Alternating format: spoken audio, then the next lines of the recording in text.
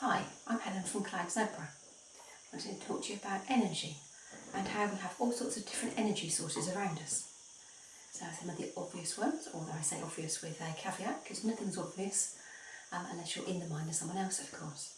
So there are things like electricity, there are light, there's sound, which would include music, radio waves, microwaves, the waves that carry the mobile phone signals, of course, all of those modern ones, including electricity, which we find quite a lot of people are sensitive to electricity and its various forms. But then there's other types of energy. So us as people, we all have energy, whether that's your life spark or how active you feel, but also we have a personal energy that is sort of collective, our own personal vibe, if you like. So I think I often come across as quite positive and quite calm, despite the fact that I might talk quite quickly, whereas somebody else might come across as really grumpy, despite the fact they haven't uttered a word. You will probably have found friends or people that you know that you feel them walk into a room, despite the fact that they haven't said anything and you're not looking at that doorway. You just feel them enter. So that's where we're picking up on each other's personal auras or personal energy envelopes.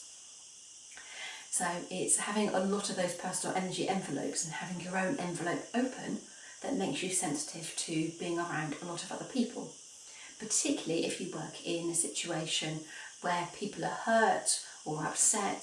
So this is going to particularly apply to nurses, therapists, doctors, even to some extent hairdressers. Because what's the first thing a hairdresser says to you? Oh, how's things going? And you unburden your soul to your hairdresser because they don't tell anybody. Or so we think. So that's one of the reasons why hairdressers wear black. So it keeps the energy of other people away from them. So it helps them put up a barrier. So that's one way that you can do it, but there are more effective ways, which I'll tell you about. So there's the energy of people. You have the energy of places.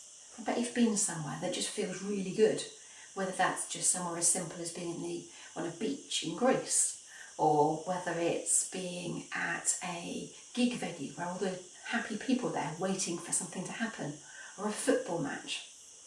And then you'll find other types of energy in groups of people where it's a group emotion type thing, perhaps at a protest or a hospital waiting room. We've all got different types of energy. I think you might be able to see sort of the theme that's building here. There are more detailed ways that you can pick up on your own energy. So we have personal energy centres running down the length of our body. So if you'd like to know in more detail about personal energy, then please look at the personal energy looking at the chakras video that we'll do for you, and that will tell you a bit more about it and how you can retune your own personal energy for optimal balance. So coming back to the general energy theme, you also have things like fire. So you have the very fiery power of the sun and flames. You have air and the energy of the wind as it moves and changes around you. You have the grounding energy of the earth. So you might find that you feel more down to earth, although note the connection in the phrase there. When you stand barefoot or walk barefoot or just plain go walking in nature, or any other activities in nature. So that's fire, air, earth and water, of course. So water is good for washing away emotions and getting to grips with who you really are and dealing with situations. So there's even more energy that's around us. And we're all connected by these personal envelopes and in a bigger sense as well. So it's no wonder that we feel each other's energy and the energy of electricity as well. So it is all around us. So have an explore, see who you can feel without seeing. Can you tell when your partner or child comes home and they've just walked in the door? You have to ask them on a quiet day. Do you know when they're there? Do you ever go home and think, open the front door and it's all quiet, but you know someone's in because you can feel their energy? Open your heart and open your mind.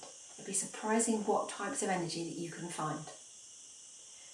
If you find that you feel too much energy and you get overwhelmed or feel too hyped up by it or any other kind of disorientating feelings, then I'll do you a little video in a moment about how to change that sensitivity so that you can choose what you feel.